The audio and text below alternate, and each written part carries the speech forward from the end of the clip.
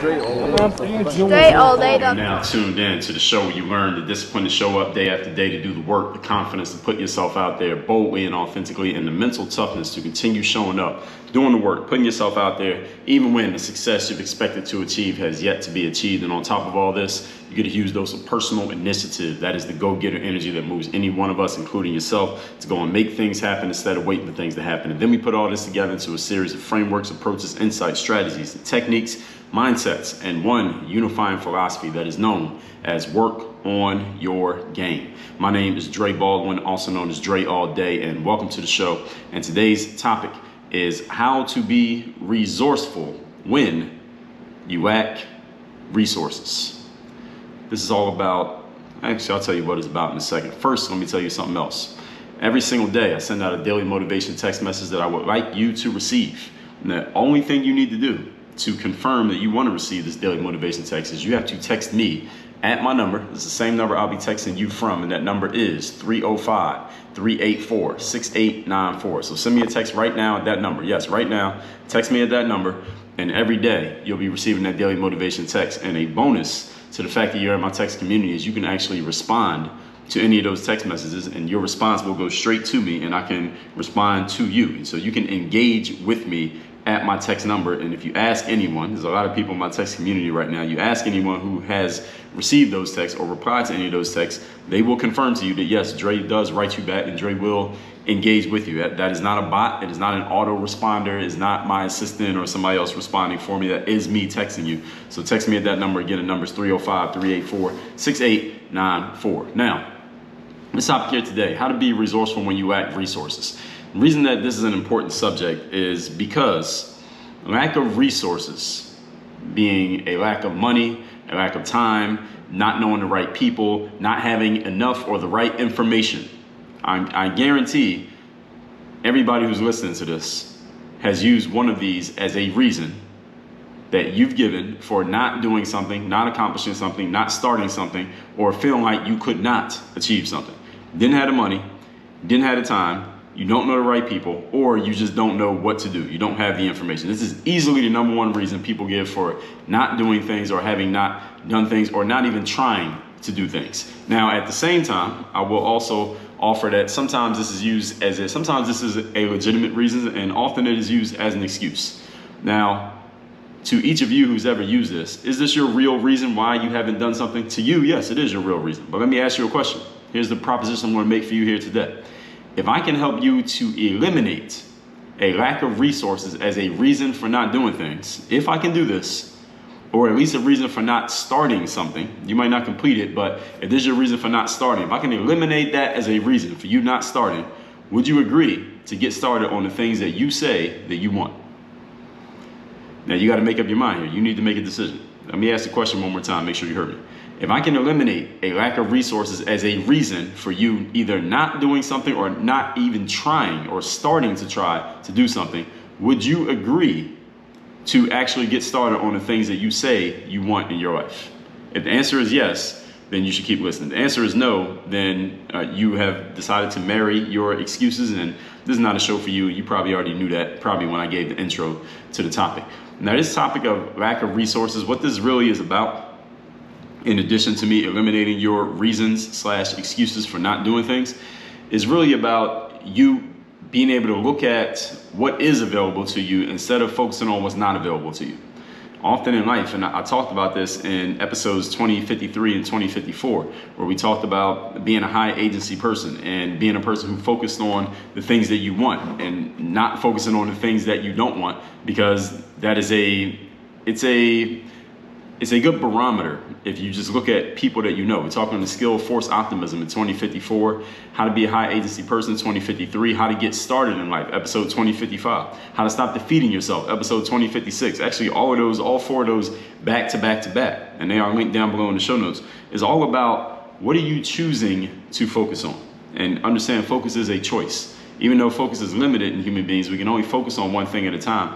You get to choose what that focus is going to be. But if you decide or you abdicate that decision-making process, meaning you do not make a decision consciously then a decision will be made for you. Usually it's made for you by these little devices that you probably have in your hand right now, that you're probably listening to me on right now, that you carry around in your pocket all day. They make decisions for you. You don't even know they're making decisions for you, but they are, and you think you're thinking for yourself, but you're actually not. That's the genius of the engineering of these devices. The whole point is you get to choose what you're focusing on, and when you lack resources and you decide to focus on the fact that you don't have this, you don't have that, nobody's helping you, you don't know anything, that's the exact thing that's going to stop you from getting to where you want to get to. And I'm telling you, and I'm going to share with you how today, that there's a way to still get to what you want to get to, even when it remains true that the resource that you think you need, money, time, connections, information, you still don't have it. I'm going to tell you how you can achieve your outcome anyway.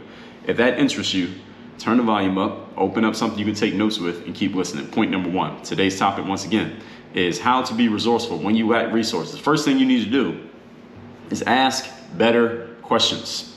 Now, what does it mean to ask a better question? Because the word better is relative. It's in the eyes of the beholder. A better question is a question that forces you to think more. It equips you to have more agency over your situation. In other words, more responsibility and control. And it does not demotivate or demobilize you from actually doing something. All right, a bad question demotivates you and demobilizes you. In other words, a bad question, type of question that moves you to do less, try less, think less, and to take less responsibility and control over your situation. Those are bad questions. Good questions do the opposite.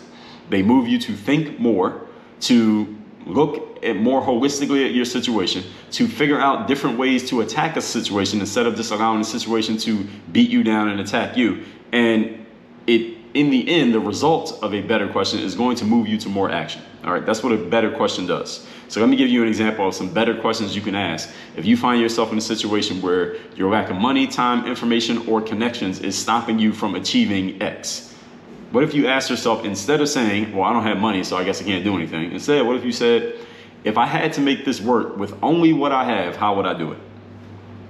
This is a really good question. And this is a question that anyone who's listening to me right now, you can utilize this question in any situation in your life at this moment. Let me tell you that question again. You should write this one down, burn it onto your brain. If I had to make this work with only what I currently have at my disposal, how would I do it? If you had to come up with an answer to that question, what's your answer?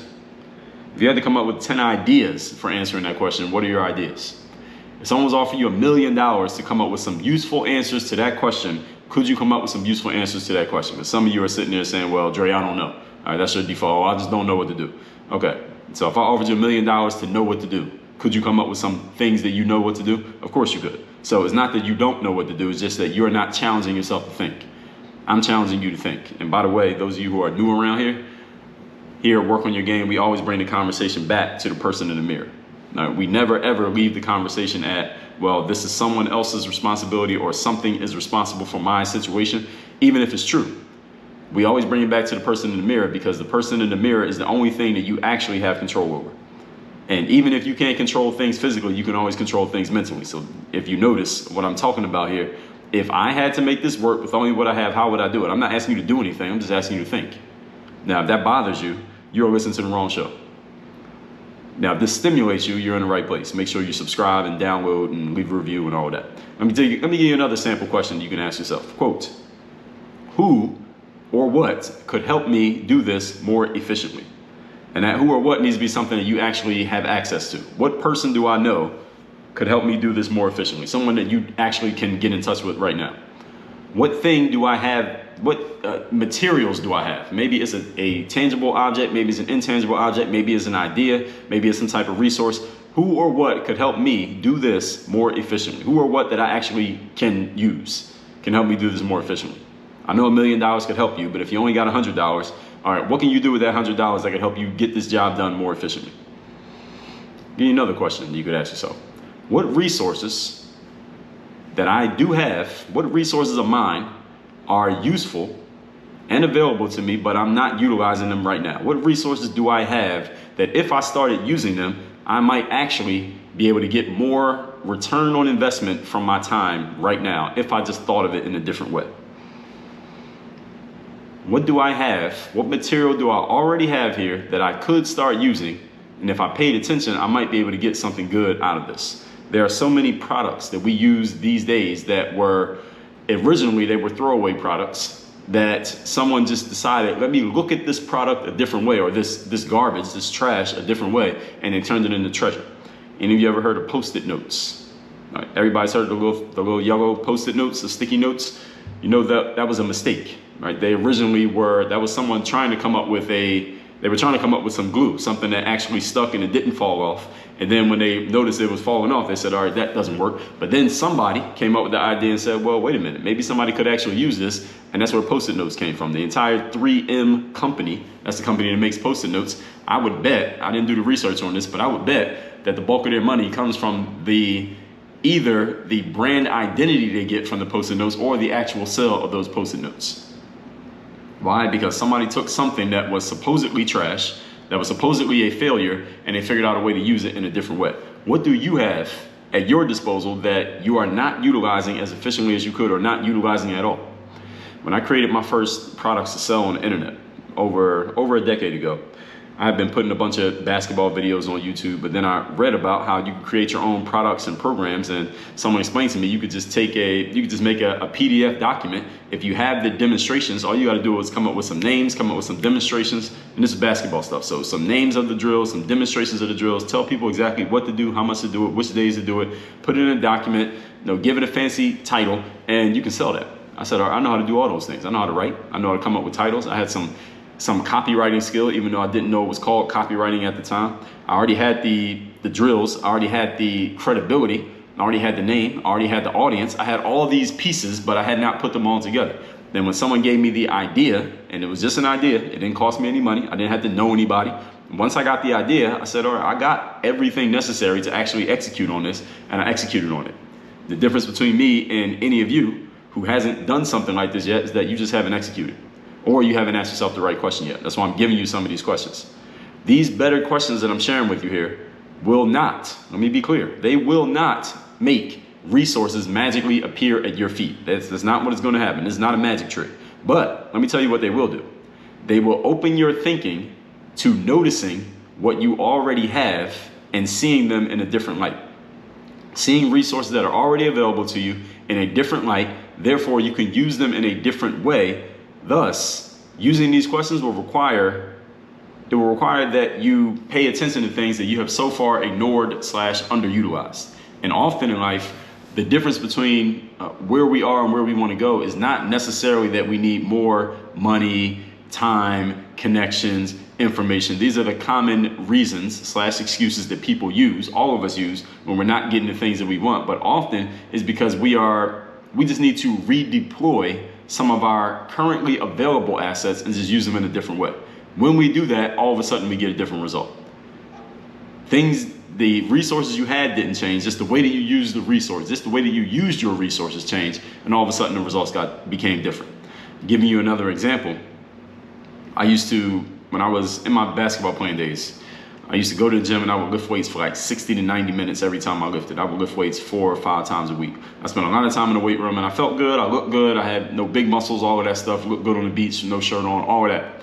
But then I read this book called The 4-Hour Body by Tim Ferriss. Now, The 4-Hour Body was in a series of experiments that Tim, the author, did to find out, could I get the same physical results, or at least 80% the same physical results in like 20% of the time? In other words, he was taking Pareto's 80-20 principle and he was applying it to everything physical and figuring out a way that he could get very close to similar results in much less time. So a higher return on investment in less time.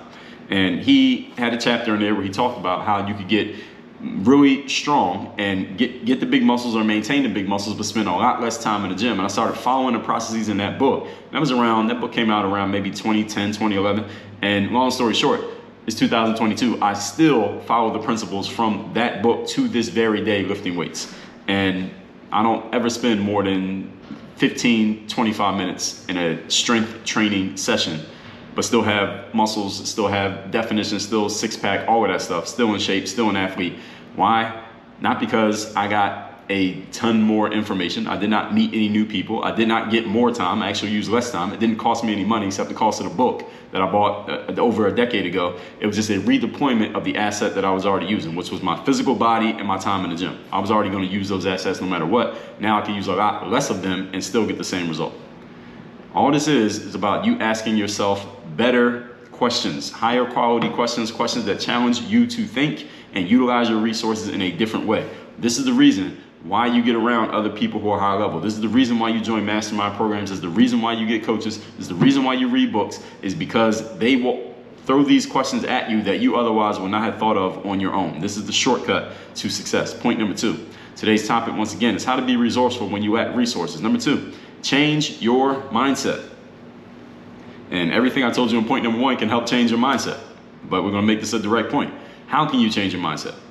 Here's what you want to change from. You want to change from, quote, I can't do this because I don't have these things, or unless I have these things. I can't do these things. I can't achieve this outcome unless I have this much money, or I can't do this unless I have this much time, or I can't do this because I don't have the information. I can't do this because I don't know these people. Any of you starting with the phrase I can't, okay, I can't is a disease. I don't know if any of you knew that. I can't is a disease, all right? And I gave you in episode 1276, the topic is a vaccine for a deadly disease. That disease is called I can't. Again, that's episode 1276. All right, that was way before vaccines were in the news, all right, by the way. So just in case, again, any of you who don't know me, all right, I've been talking about none of these things I'm coming up with are brand new based on news. This is evergreen material that will always be relevant no matter when you come across it, no matter where you live. Again, it was what episode I said it was? 1276, and that is linked down below. Also, then episode 241, when somebody says, I can't help it, the answer is, yes, you can help it. You can help it, you're just choosing not to. That was episode 241. So again, none of this is new based on anything that anybody else says. I've been talking about all of these things for a long time. So the only reason I brought that up is because I didn't just use the word vaccines in the news and all that stuff. That was way before all this. Anyway, changing from I can't because to, here's what you change it to. Here's your new quote. I will get this done. Now let me figure out how I'm going to make it work. Let me say that one again, because I want to make sure you understand the order of operations in that sentence. I will get this done. Now, let me figure out how I will make it work. So you notice how things change there? See, in the first disempowering statement, you say, I can't do this. You've already decided that nothing's going to happen. And then you give yourself an emotional answer, I can't. Then you come up with a logical reasoning for why you can't. You're basically coming up with logic to justify your emotion.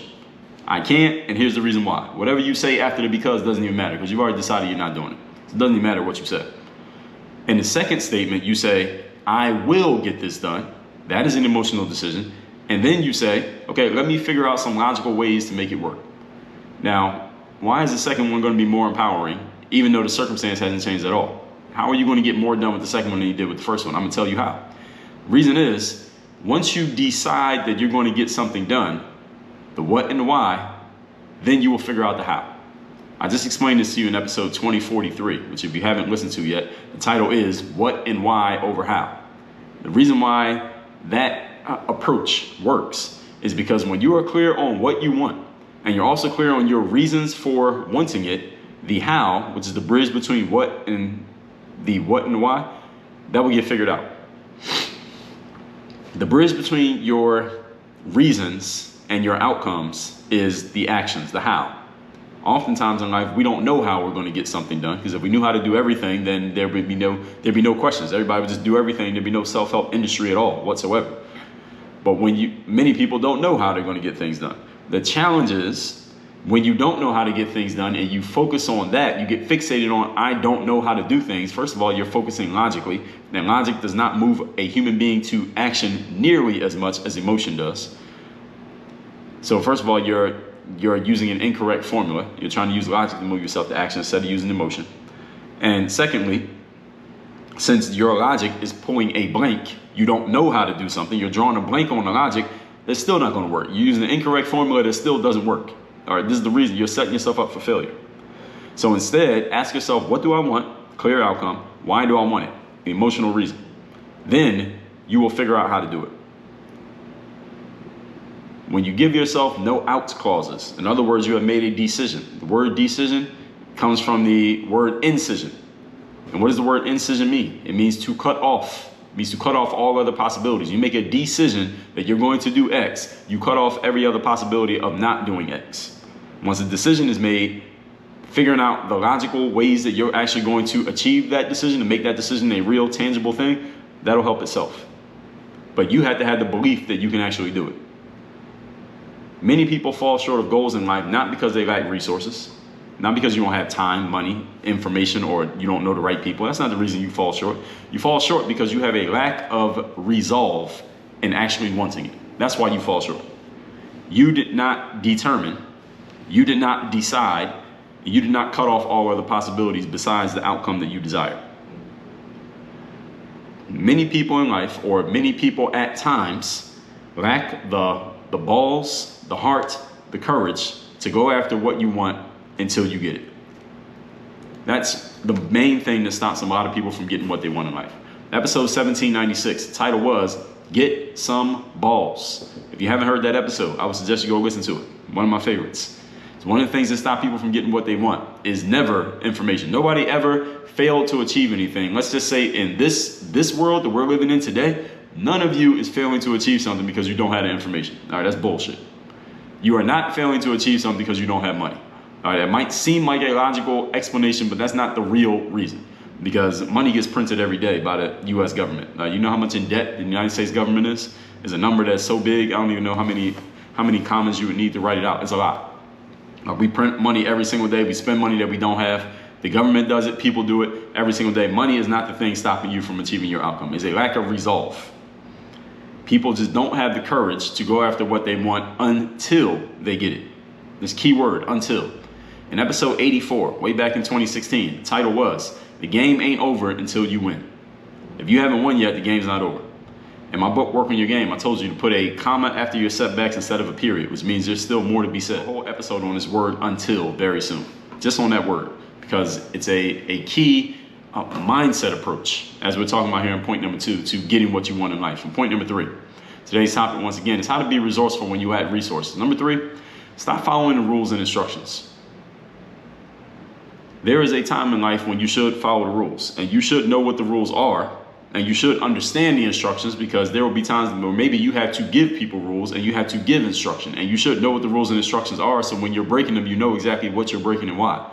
But when you know the outcome that you're after in life, maybe, just maybe, you don't need to go about reaching that outcome the same way that everybody else reached it who came before you, because hey, maybe they have money, time, connections, and information that you don't have. So maybe you can't do things the same way they did it because you don't have the same resources they have. You're not them. So you might need to do it a different way. You might need to sneak in through the back door. You might need to come in through the window. You might need to crawl underground. You might need to go around the fence instead of going over it. You might need to pick the lock instead of just opening it because you don't have a key. You might need to do things a little bit differently, but you can still get to the same finish line. Maybe you can do things a different way, still get the result, even through a different method. And understand, when you do this, you will have well-meaning people telling you that you probably shouldn't do it because all they know is the conventional way of doing things, but the conventional way isn't working for you. So you're going to do an unconventional way, but most people are not unconventional thinkers. So they are not going to encourage you to do something that they can't understand. Maybe people will see that you're trying to do something where the odds are stacked against you, and maybe they're right that the odds are stacked against you, but somebody's got to break the mold at some point. Why not you? Again, this is just a change in mindset. This is just a different way of looking at things. And listen, not everybody who looks at things differently and tries to do things differently succeeds and gets to change the world and gets their name remembered. Many of them try and they fail. But let me ask you a question. What do you have to lose? If you fail, you're going to be in the same spot you were in before of not getting the thing done. So you might as well give it a shot. But you have to have the balls and the courage and the belief before you start doing it. Remember, the principles is be, do, have. The being is first. The mindset is first. The energy is first. Then you take the action. Then you get the result. If you start taking the action without the mindset in place, the action will fail. And actually, I don't even have to explain that to most of you because most of you have already done that before. You tried to do the thing, you didn't have the right mindset, it failed, and then you start thinking, well, that thing doesn't work. No, the thing works, you didn't work. You didn't work the system the right way. You did the order of operations out of order. Wrong order of operations, you're going to get the wrong result. It always works. It's just that if you work it the wrong way, it's not going to go the way that you want it to go. I understand that systems and processes and principles never make mistakes, everybody. The only thing that makes mistakes are human beings. We are flawed characters. This is why we got to stay on top of ourselves and make sure that we have systems in place that don't mess up. And as long as we follow the system, we won't mess up. When humans mess up, usually it's because they're not following the system. They're trying to do things, you're flying by the seat of your pants, as they say, and you end up messing up. You mess up, not the system. Systems do not mess up. Give you some examples of doing things differently than everybody else, not following the rules, not following the instructions. Henry Ford, who created the Model T and the Ford cars in the USA, he once said that if he had interviewed his customers, because this is the conventional way of looking at things, when you're in an industry and you want to do something better in that industry, you go to the people who are already buying, your current customers or the current customers in the industry. You ask them, what do they want to be better? What are ways that we can improve on what's already out there? And you get their information, then you go make the new thing based on their answers. Henry Ford said, if I had done that, people would have told me they wanted a faster horse and buggy, because that's the way people got around before Henry Ford created the car and the Ford car industry in the United States. All people did was get around on horses. They would have said, well, we would just want the horses to be faster. Henry Ford said, I'm not going to ask the customer. I'm going to come up with this new idea, and then I'm going to get them to understand it. Now, again, is Henry Ford the first person to maybe try something out of the box like that? No, but the other people we don't know about because they didn't succeed the way that he did. So I want you to understand the odds that are against you, but hey, what do you have to lose? 50 Cent, who I talked about in one of my virtual mentors episodes. Let me see if I can tell you what episode that was. That was episode number 316, Virtual Mentors Curtis 50 Cent Jackson. He was coming up in the rap game early in his career, got shot, damn near died. He survived it. But most of his advisors in the music industry told 50 that he might need to sit on the sidelines for a little while and let the attention around him die down, because a lot of people were afraid of being around this guy because he damn near just got shot. What music executive wants to be around a guy who just got shot in the street? And they told him, 50, you might need to lay low for a few years until people will warm up to you again. 50 didn't want to do that. So he went outside of the box. He took music that he had created. He actually didn't create. He took melodies and beats and production from other musicians. He put his own raps on top of it, and then he put it out in the street and gave it away for free. The bootleggers that a lot of musicians don't like, because the bootleggers are, taking money out of the pockets of the artists because they're taking unauthorized copies of that music and selling it and putting the money in their own pockets. 50 Cent didn't care if bootleggers got his music out there, because what he really wanted was more people to know his name and more people to know that this guy actually is really good. That bootlegging that 50 didn't want to make any money off of helped him land $1 million deal with Dr. Dre and Eminem, and the rest became history. Now we all know who 50 Cent is. He didn't want to wait on the sideline, as traditional wisdom probably would have told him to do. He used that incident of damn near getting killed to reignite his career. So the whole point is, you might not have anything to lose anyway, because if you fail going outside the box, you're still gonna be in the same spot you were in before. So you might as well give it a shot. But you have to be willing to be resourceful when those resources are short. So let's recap today's class, which is how to be resourceful when you lack resources. Anytime you find yourself using money, time, connections, and information, a lack of these, as the reason for not doing things, and I know that you do this because everybody does it, ask yourself, is this the real reason? And if you could figure out a way to get around those, would you get started anyway? If so, here's the recap. Number one, ask yourself better questions. If you had to make things work with only what you have, how would you do it? Who or what could help you do things more efficiently? What resources are available to you that you're just not utilizing? These better questions will not make resources magically appear, but they will make you use the resources you have in a better, more efficient way. Point number two, change your mindset. Instead of saying, I can't do this because, instead say, I will do this, now let me figure out how. This is exactly what I talked about in episode 2043, what and why over how. Many people fail in life not because they lack resources, that's never the reason, it's because you lack resolve and actually wanting it. You don't know exactly what you want, you don't have a strong enough reason for getting it. That's why you come up with these logical excuses for not doing things, because you're focused on the how instead of the what and why. Point number three, stop following the rules and instructions. Henry Ford said, if I followed the rules, I just would have came up with a faster horse. If 50 Cent had followed the rules, we might not know who he is. We never would have got to Get Rich or Die Trying. It was one of my favorite musical albums of all time. The whole point is, you have to be willing to step outside of the box and do something different. And again, you have nothing to lose at this point anyway, because trying to do things the traditional way up to this point hasn't worked for you. So what do you got to lose? Nothing. So you might as well go for it. All that said, you want to receive my daily motivation text, go to text me at 305-384-6894. And my coaching programs, one-on-one coaching is my 3rd-day mastermind. My group coaching is the Bulletproof Mastermind. You get access to both of those, get all the information you need, and get started by going to workonyourgameuniversity.com. Work on your game. Dre all day.